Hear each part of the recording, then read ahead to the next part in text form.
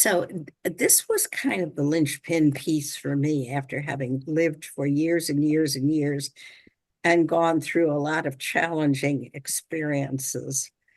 I've lived in 5 different countries and traveled to many more. But when I found this, 6 words, the map is not the territory. Those words come from Alfred Korzybski, a Polish semanticist. He's now deceased. But I've kind of elaborated on that. So the map is not the territory.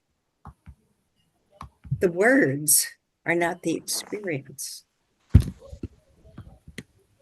The menu is not the food you eat.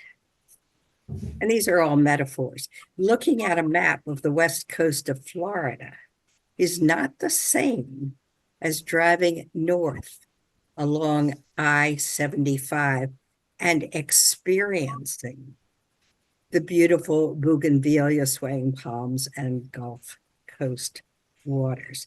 That's a really important distinction to get.